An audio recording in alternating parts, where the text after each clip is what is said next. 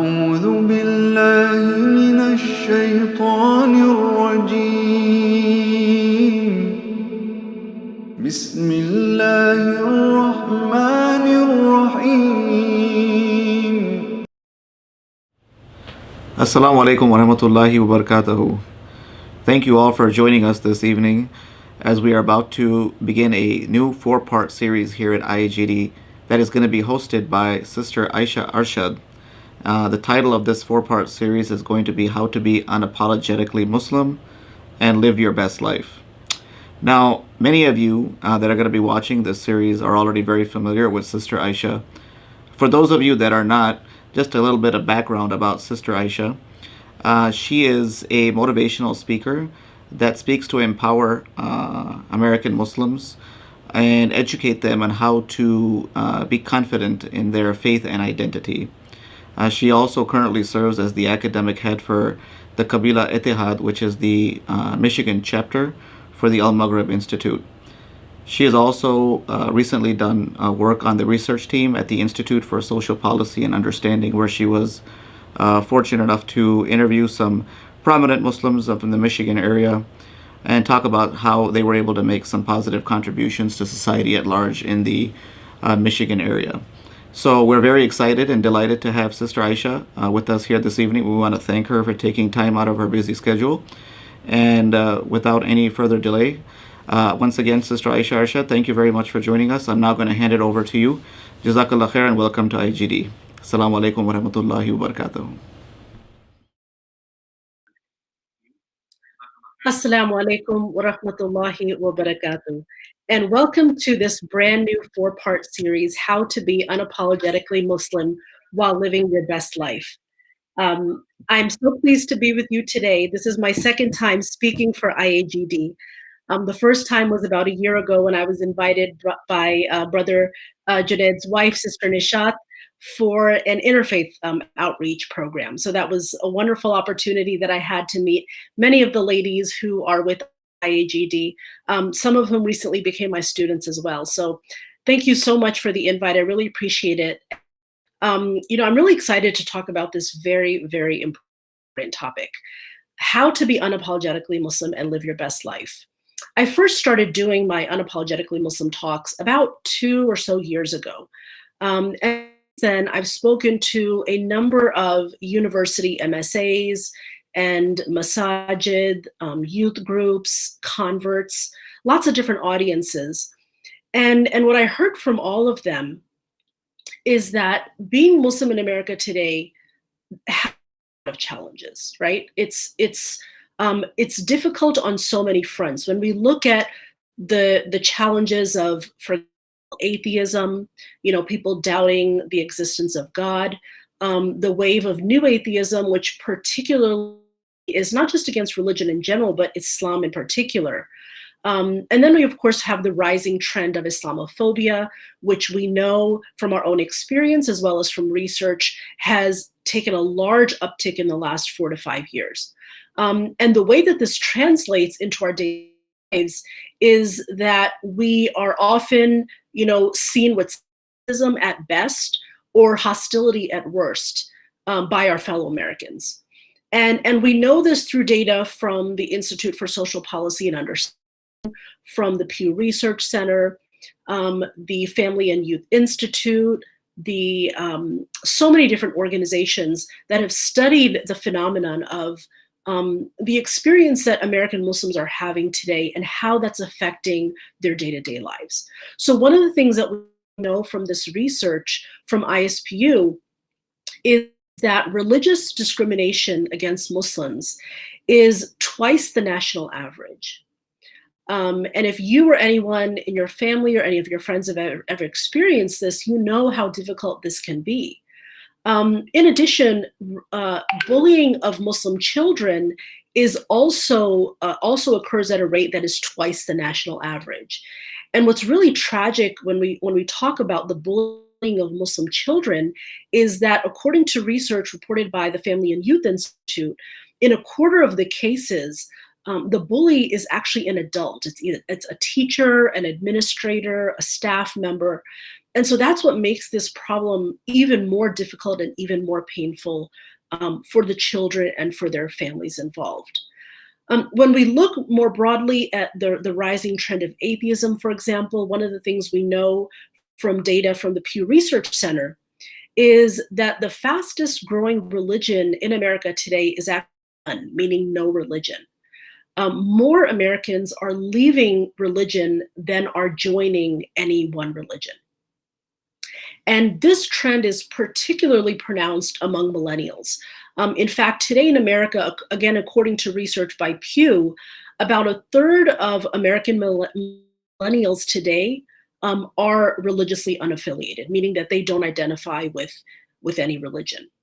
And so when you think about the pressure that this places on our youth, growing up in this environment where their religion is seen with such skepticism and hostility, but not only that, the whole concept of religion is often put down not just by their peers, but even by their professors.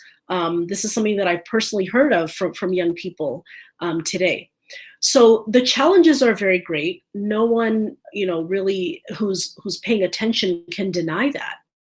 And so it begs the question then, how can we, in this environment, be unapologetically Muslim? And not only that, but also live our best life, right? It's something that we all aspire to, but I think a lot of times we struggle with that. I first, started seriously studying Islam in my 30s. I was a late bloomer. I didn't actually start wearing hijab or praying until I was 31, much, much later than I'm sure most of you who are listening today. And then recently, I completed a formal study of Islam. So I did my higher diploma in Islamic studies through IOU. And that really gave me a strong foundation in the Islamic sciences. And what I learned is that our faith is so logical, so beautiful, so balanced. But so many people struggle practicing it today because of all the pressures that are out there. And I want to start with the story that, kind of helps you see what motivated me to do this work. It wasn't just the research that I was seeing. I had a personal experience about 7 years ago where a family member of mine actually went on a radio show and publicly declared that he was no longer Muslim, that he was now an atheist.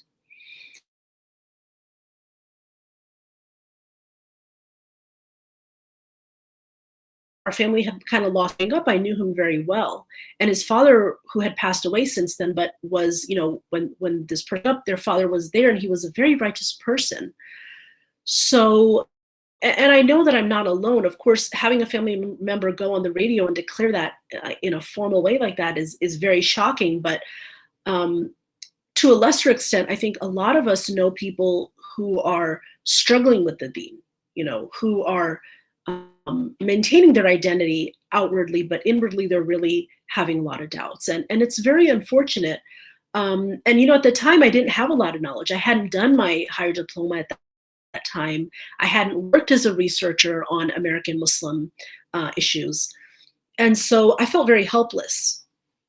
But I think that experience was one of those points in my life that made me realize that, something had to be done. And so now I do these talks and Muslims feel confident of their faith and their Muslim identity, living their best life. This is my life's passion. This is what I do full time. It's something that means a lot to me, especially after all the people that I've met these past couple of years and just hearing people's stories. And of course, as I said earlier, studying all of the data and looking at the trends that are out there. The most painful thing in the research that I've uncovered recently is the rising trend of internalized Islamophobia. So this is a term that ISPU coined. They started the Bridge Initiative in partnership with Georgetown University, where they actually measured Islamophobia. They created an index to measure it according to a variety of factors. And in their American Muslim poll, which they do, one of the things that came up was the increasing percentage of American Muslims who are starting to see their own faith and their fellow Muslims in a negative light. It's one thing when you have Islamophobia outside, in American society, when you have people of other backgrounds criticizing your faith community. And that's something we've gotten quite used to seeing. But the trend in recent years, even if you look at just the data from 2018 to 2020, which is just a span of about 2 years, you see there's been an increase in Muslims feeling negatively about their own faith. And so this is something that I think affects all of us. We've all seen or heard of other Muslims who are struggling, and maybe like me, a few years ago, you've also felt helpless at certain times where you felt like, gosh, I wish I had more knowledge, or I wish I knew how to talk to that person. I wish there was something that I could do. And so what I developed was a system that I call the 5 C's of personal growth for Muslims. And this is a holistic, comprehensive approach that's designed specifically for American Muslims that teaches you exactly how to be unapologetically Muslim while living your best life. So what I've done is I've really taken my knowledge in 3 areas. I've taken my knowledge of Islam itself, the training that I've received in the classical Islamic sciences, both at IOU as well as a lot of classes I've taken through Al-Maghrib since 2018, since joining them. So Islam, and then personal growth. I've been studying personal growth for the last 25 years. It's something that I'm very passionate about, and I feel like there's such a demand, for us as Muslims to have content that is relevant for us, that is, relevant to us, that we can use to grow ourselves. Leads into all of the work I do is my knowledge of American challenges, contributions.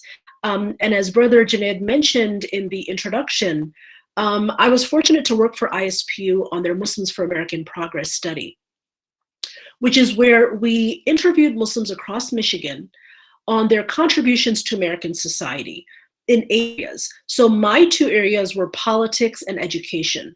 So I interviewed Muslim judges and lawyers and teachers and professors and principals, Muslims in public office, a deputy police chief, lots of different, Muslims across the state who are doing phenomenal work. And just reporting on that really made me feel so proud of being a Muslim in this country. And it made me realize that there's so many ways in which we contribute, both individually with these, stories that we told, but also collectively. So I'll give you one little example of that. In Michigan, Muslims make up 2.75% of the population, so just under 3%. However, we make up 15% of the state's doctors. Michigan Muslims contribute $5.5 billion to the economy as consumers. We contributed $177 million in charity. And I could go on. There's so many statistics that came out of this project. And you can go to muslimsforamericanprogress.org and look at all of the data that we uncovered. And so what I want to do with my work is to take my knowledge in all 3 of these areas. So I mentioned to you Islam, personal growth, and American Muslims, and devise one comprehensive solution that teaches Muslims in America the exact knowledge and skills and attitudes they need to be unapologetically Muslim while living their best life. So why do I say these 3 things: knowledge, skills, and attitudes? Well, it goes back to my training in educational technology. I did my master's in that field, and one of the things I learned was that in order to develop competency in any field, you need 3 things. You need knowledge, so you need to have the information. You need skills, so you need the how-to, the practical ability. And then you need attitudes. You need the mindset as well, the value system or the beliefs that drive you. My program teaches you all of 3 of these things: the knowledge you need, which is very targeted, just exactly the minimum that you need in order to be able to thrive. The skills, so how do you communicate effectively? That's one of the 4 C's that I teach. And then finally, the mindset, because really, anytime we're talking about improving ourselves, whether that's personally, professionally, or spiritually, the starting point is not the strategies we use or the knowledge we have or the skills we have. The starting point is our mindset. It's how do we define the problem? How do we look at it? And how do we see ourselves in relation to it? That itself can make such a huge difference in whether or not you're going to be successful at what you're attempting to do. So all of these 3 things put together is what I teach in my 5 C's. And over the course of these next few weeks, I'm going to share with you a little bit about that system. And I'm going to share with you even some exercises that you can do, some reflection and visualization exercises that you can do that can help you develop this confident Muslim identity. So I want to first start by saying, when we talk about unapologetically Muslim, what do we mean by that, right? Because different people do define it in different ways. I've seen, that phrase being used in a number of ways. So I want to be clear about how I define this. And I invite you to think about this for yourself too. In fact, at this point in the program, I think it would be really useful if you have a notebook handy or a piece of paper, or even if you can pull up the Notes app on your phone and just sort of jot down your reflections as I'm, asking you these questions. So the first thing that I want you to write down is, what does it mean to you to be unapologetically Muslim? Because if you want to achieve something, the very first thing you need to do is to have a very clear concept of what it is you're trying to achieve, right? A lot of times we dive right into the how-to. People say, well, just tell me how to do it. That's all I need. But the truth is, again, we have to be crystal clear about the outcome we're after. And honestly, once we've done that, we're almost there. That's how important it really is. So the way that I define unapologetically Muslim is someone who practices Islam confidently, okay? So someone who carries themselves with confidence and dignity and respect when they relate to other people. Unapologetically Muslim is not about being rude or obnoxious. It's not about shoving Islam down someone's throat. And of course, it's also not about being apologetic or ashamed or begging for other people's approval when it comes to your faith. So it's about having that nice balance where you show up, with izzah, with respect, with dignity. You're happy to share your faith with other people. You're happy to, but you're not doing it from a place of neediness. You're not doing it from a place of humiliation where you're, begging the other person to give you their approval. Rather, you're doing it as an equal. You're doing it as an equal, and you're doing it from a place of self-assurance, right? So that's what we mean by unapologetically Muslim. What we don't mean is, and this is how I sometimes see it being used, and so I want to be very clear about this, what we don't mean is that this is how I define being Muslim, and I'm unapologetic about that. Meaning that whether that includes a life of, sinful choices, whatever the case may be, but this is my definition of Islam, and I'm not going to apologize for that. The way that I define it again is that you're someone who's Muslim, meaning that you strive, you do your best, you're not perfect, but you strive to practice Islam the best way that you can. And in that pursuit, you are unapologetic about that. Like, you're not going to be ashamed of your Muslim identity. So that's really the end goal that we're looking for. And along those lines, I want to share with you a story that one of my tafsir teachers many, many years ago shared with us. So he gave us an analogy one day in our tafsir class. I think we were covering Surah Baqarah. We were around ayah number 30. And he brought up this analogy, and it was so beautiful. This was probably 10 years ago, but it still stuck with me, and I don't want to share with you because I think you'll like it as well. So he began by saying that Islam is like a piece of chocolate. And I'm thinking, what? So he said, Islam is like a piece of chocolate, and everybody likes chocolate. try to shove it down my throat, I will hate you and I will hate the chocolate. So what he was saying here is that, you know, our faith is beautiful. It's logical. It's balanced. It's complete. Um, but oftentimes the way that we convey it to other people, that's where it becomes problematic. When we try to shove it down someone's throat, that's never going to end in a good way. That's always going to backfire.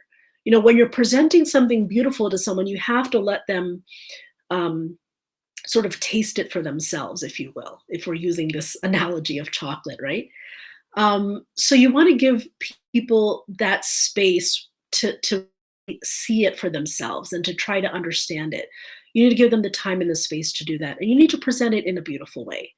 Of course, we also don't want to, you know, with chocolate and not let anyone even see that we have it, right? And we do that sometimes too, where we try to, you know, we may practice faith privately, but when it comes, you know, we feel kind of sort of self-conscious about letting people know Muslim. And I want to share something with you that I just learned a couple of hours ago, but it totally relates to our concept of unapologetically Muslim. In fact, the person in this message used that exact phrase, and so I will share with you what that was. So I'll give you a little bit of background first. So in Michigan right now, our state rep for District 4 is a man by the name of Abraham Ayash. He's a Muslim. And recently, on February 2nd, just a couple of days ago, he was invited to do the opening prayer in a session of Congress, so the Michigan House of Representatives.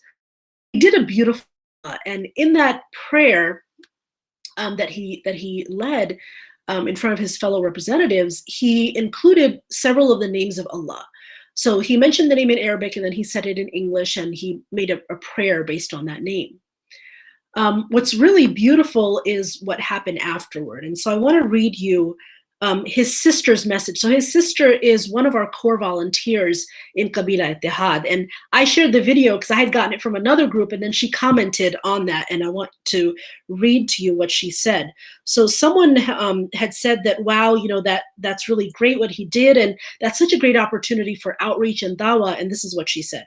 She said, Ameen, definitely, there's dawah in all roles. And then here's what she said next. By being unapologetically Muslim, we are a force to be reckoned with. And then listen to this. SubhanAllah, some of his Republican colleagues approached and asked him about all the names we have for God. So think about that. In just a matter of 2 minutes, it was a very short that he did, he was able to make an impression on his colleagues. And these were Republican colleagues, right? We all know the toxic environment that we're living in right now. And for his Republican colleagues to him and comment in a favorable way is a wonderful, beautiful example of someone who is, you know, living their best life. You know, they've been elected to their state legislature, they're serving their community, they're serving the broader society, and they're showing up unapologetically as a Muslim while doing that. You know, and I love these stories because that's what I want to see Muslims, right? I want to see Muslims shine in every way. You know, we've talked so far a lot about the idea of Muslim identity, being unapologetically Muslim. And that's the first piece of this whole thing, is that how do we achieve that, given the age in which we live, given all the challenges that are there, whether it's, you know, the challenges of atheism or Islamophobia, or what often becomes internalized Islamophobia. And by the way, those challenges are on top of the everyday challenges that everyone is facing, just the stresses of modern life, right? And that's kind of my segue into the second part that I want to talk about, which is the live your best life part. Why is that important? Why not just talk about Muslim identity and leave it there? And initially, my unapologetically Muslim workshops were just about Muslim identity. The first year or so, more than that actually, that I did them, it was just how to be unapologetically Muslim. But over time, as I got to understand the challenges that Muslims are facing more and more, what I realized is that we need a more comprehensive approach. In order for Muslims to show up unapologetically, we need to invest in our own growth first. We need to strengthen our relationship with Allah. We need to take stock of our thinking. We need to take care of all of our needs in the different areas of our life.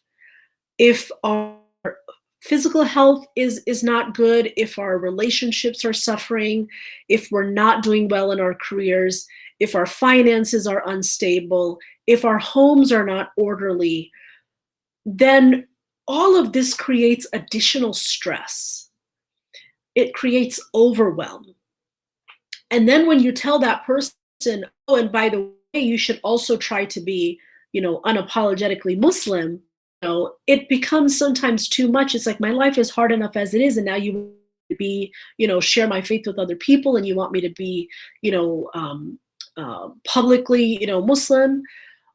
And people kind of see it as just an added burden. And so what I like to teach people, and my whole system is based on this, is it's this notion that we need to flip the script. Instead of starting with our daily lives and all the stresses and just barely trying to keep up, I've got to get to class on time. I've got to assignment. My boss is going to be really mad if I don't show up, for this meeting, or if I don't give her the report that she asked for. I've got to get the dishes done. My kids need help on Zoom, doing school. I have to get on Zoom for that meeting for the office. And if often what we do is we start with all of those things, and then we try to tack on self-care. So yeah, maybe I try to get some sleep tonight. Maybe I should try to drink more water. Maybe I should try to, put a load of laundry in. Maybe I need to schedule that doctor's appointment. And finally, at the end, we're trying to add in faith. So, oh, I forgot to pray. Let me squeeze that in really quickly. Or, oh gosh, I can't believe I missed Maghrib today. Let me get that done really fast. When we go in this order, when that's the prioritization that we're working off of, and it happens to the best of us, we get so caught up in the daily grind that we forget. But when we do that, we suffer so much. It's not just our faith that suffers when we tack it on at the end, but we also get depleted and burned out.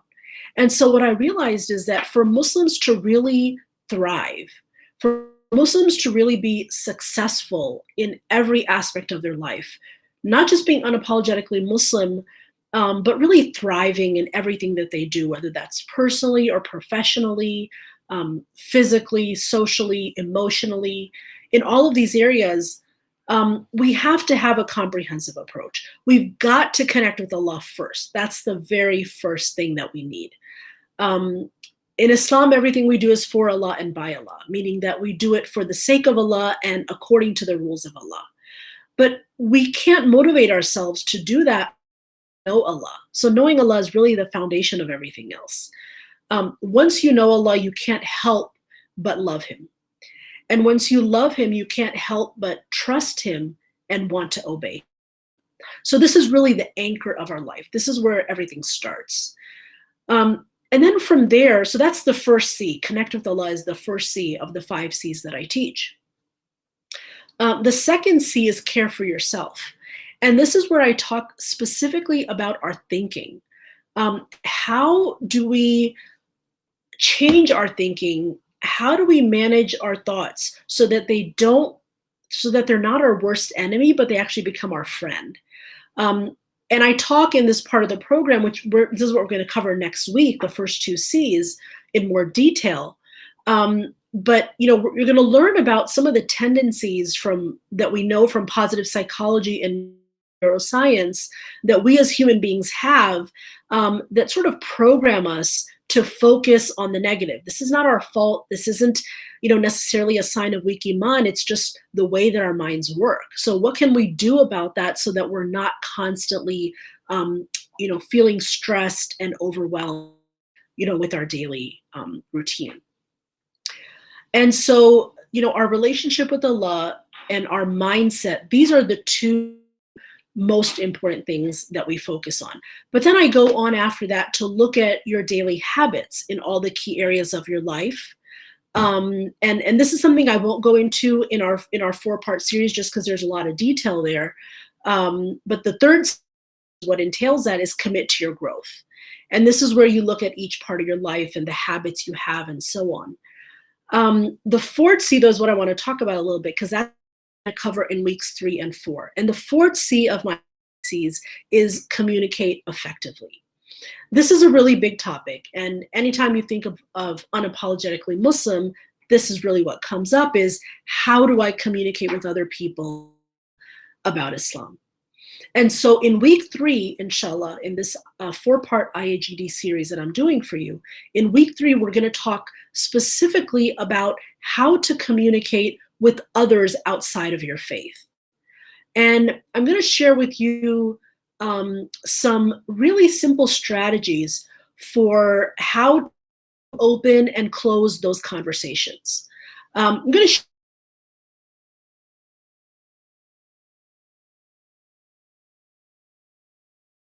consider yourself an expert, right? A lot of us, we get intimidated because we feel like we don't have enough knowledge. But often it turns out that the answers are a lot simpler than we realize. So I'm going to talk to you about the mindset that you want to have going into those conversations. What are you trying to get out of them? And then how to approach different scenarios, whether the person who's asking you a question is simply curious and friendly, or even if they're a little bit critical, right? So how do you maintain this sense of confidence and dignity, respect? How do you remain friendly, but also firm, about what you believe? So you're not apologizing for anything, but you're also very open as you're addressing, questions that the people have. And then in the final week, in week 4, we're going to talk about how to communicate effectively with other Muslims. Now, you might say, well, I don't need help with that. I know how to talk to Muslims about Islam. But what I've often seen and what the research shows is that a lot of Muslims who are struggling with their Muslim identity and who are having doubts about their deen, the reason is often negative interactions with other Muslims. And I know that the last thing that any of us wants is to ever be that Muslim who pushes another Muslim away from the deen, right? We want to bring people closer to Allah, closer to the deen, not have our behavior be a reason that pushes people away. One of the things from a project that ISP called Reimagining Muslim Spaces is that the 3 groups of Muslims who feel most marginalized in our masajid are women, youth, and converts. So what are some of the ways that we want to have conversations with, for example, youth? When we see youth at the masjid, how do we want to interact with them so that we're making them feel welcome and we're not, criticizing them about little things and pushing them away from even wanting to come to the masjid, right?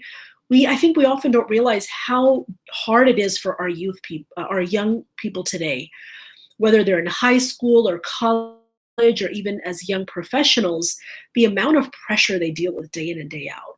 And then to come to the masjid and then feel, not wanted or feel criticized there as well is really a difficult thing. So how can we be that Muslim that actually encourages our youth and actually makes them feel welcome and makes them feel like an important part of our community? Same thing goes for converts. The very first Unapologetically Muslim workshop that I did was actually for a group of converts. And it was interactive, it was in, and they shared with me their stories of, how they were sometimes treated or things that were said to them when they went to the masjid. And, not all of them, but there were a lot who had some really experiences. And this really made me realize that those of us who are born Muslims, like me, for example, I'm a born Muslim, maybe, perhaps many of you are as well, we often don't really understand what new Muslims are going through, what their experience is like. We have a lot of sort of misplaced assumptions about, how much they know or what stage they're at in Islam. And so the things that we say to them often make it harder, not easier, for them to practice this new religion that they have been so courageous to embrace. So again, I know that all of us here, we want to be that who welcomes converts and who makes them feel comfortable, and who helps them when we can. We don't want to be the person who makes that convert feel like, oh, I don't want to go back to that masjid. I don't want to go back to that one. We don't want to have that, right? So how can we have more fruitful conversations with our fellow Muslims? Now, it's not just those groups, but even how do we have conversations with Muslims who are struggling with Islam? If we have a Muslim come to us and say that they're struggling with something that they're doing that they just can't seem to shake, or if they come to you telling you that they're having some doubts, and what do I do about that, or what's the right answer to this? Those can be really tricky situations, right? If you don't know how to deal with them. And so in week 4, what I'm going to start with is actually to share with you some research about that Yaqeen Institute did. Yaqeen is an excellent resource for how to overcome, doubts, and also to understand the situation that many Muslims in America are in today. So I'm going to share with you their research around the 3 main sort of groupings or categories of doubts that American Muslims are having. And that's where we'll start from. I'm going to share with you some strategies for how to talk to other Muslims so that you are able to help them and not make things more difficult for them, right? Because we all want to be that positive influence in another person's life. We don't want negative influence. So communicating effectively is the 4th C. And then the 5th one, which we won't get to in our series, but just for the sake of completion, I want to share with you what that is contribute. And just briefly, this is where, we say that, again, this program is taking an inside-out approach. So we're starting with, our iman, our connection with Allah, and then moving outward from there. The last step is contribute, because once we have done those previous steps and we've worked on ourselves and we've looked at our habits and we've assessed our thinking and we've learned how to communicate more effectively, the last thing that we all need to think about is, well, how am I going to now contribute to others? How am I going to show up in the world in a way where I am being of benefit, whether that's, as a volunteer, or even, contributing at a higher level at work, something that we may have been too shy to do before, but, thinking about that, or even just in our own circle of friends and family. How are we going to step up and be a contributor, be someone that, gives back to others? So these are the 5 C's. And, as we go through the next couple of weeks, I'm going to be sharing with you in week 2, again, the 1st and 2nd C, and then in weeks 3 and 4, the 4th C.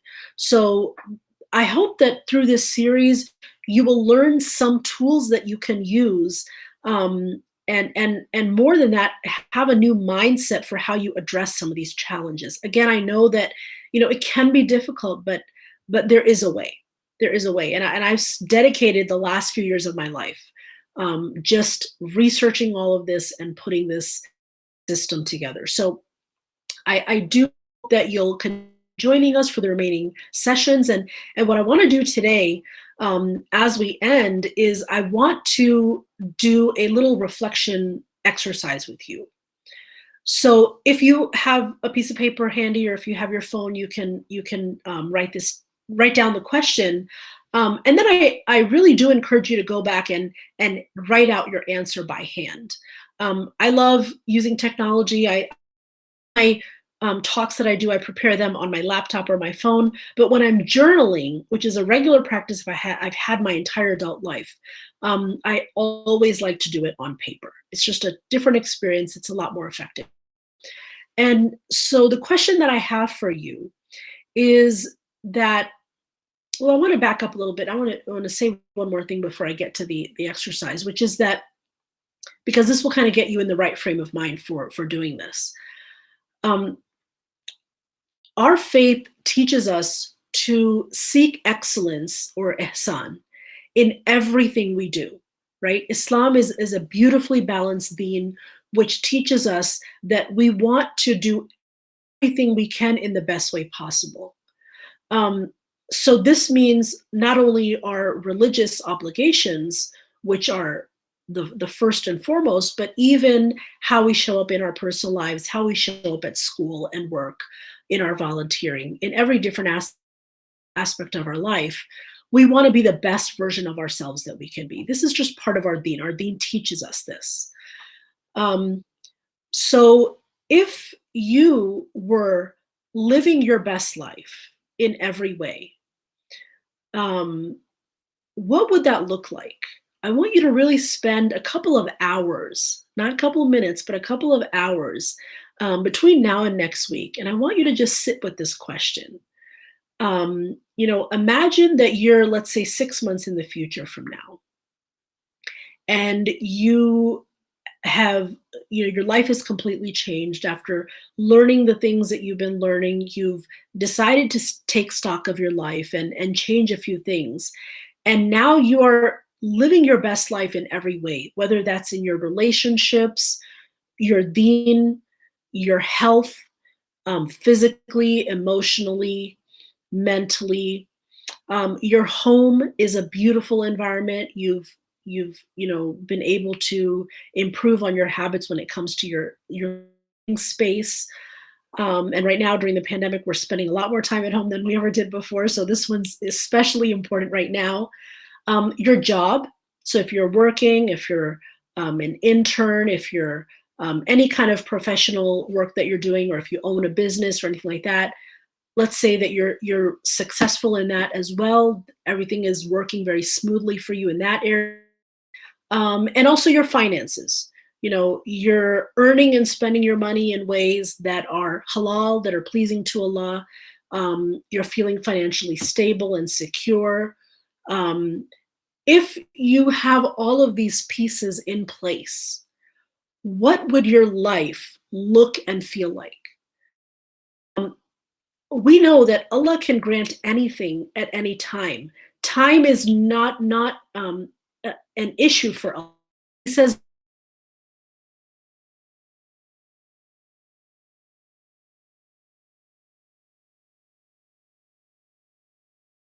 deserve, or how long will this probably take, or can I even really have this?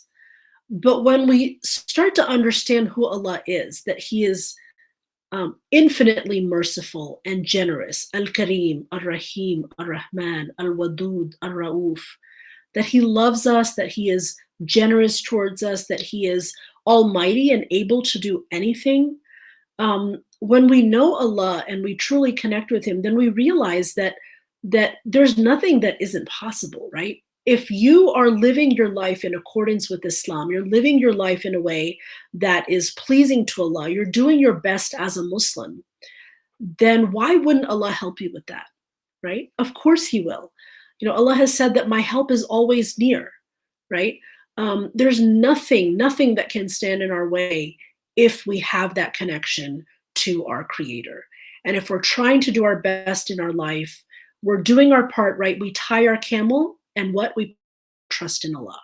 So as long as we're doing our part and we're making dua and we're showing up every day, why wouldn't Allah help us? Why wouldn't He give you those exact things that you need in your life right now? So I want you to imagine already having those things.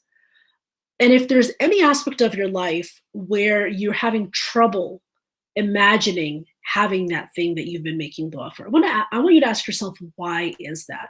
What is the block? What is the resistance that's coming up for you? And I want you to know this thing. Anything that you are right now ready to receive means that you can for yourself having it already. Know that it is on the way. And anything that you cannot see yourself having, you could make dua for it for the next 10, 20 years, and it's not going to come to you. Allah doesn't want to give it to you, but because you're not ready to even have it. You're not ready to receive that, right? So I want you to spend a couple of hours and reflect on this. What would your best life look like? Not somebody else, not what you think you should have or what you think you should want. but what is it that you individually right now, given the circumstances you're in, if you were living a life where you were connected to Allah, you were happy and fulfilled, you felt financially stable, you were doing at work, at school, whatever it is that you do, if you're a homemaker, whatever your roles are, if you were thriving in all of your roles, what exactly would that look and feel like? I want you to picture it in your mind as clearly as you can and write down in as much detail as possible. And we're going to pick up on that next week, inshallah. So I'm going to have another reflection exercise for you to do next week. So do try to complete that before we meet again. I'll go ahead and close it there. It's been a real pleasure. Again, thank you to IAGD for inviting. I really look forward to continuing the conversation, inshallah, next Friday at the same time. And with that, I'll close. Subhanaka wa bihamdik, ashhadu an la ilaha illa ant, astaghfiruka wa atubu ilayk. Assalamu alaikum wa rahmatullahi wa barakatuh.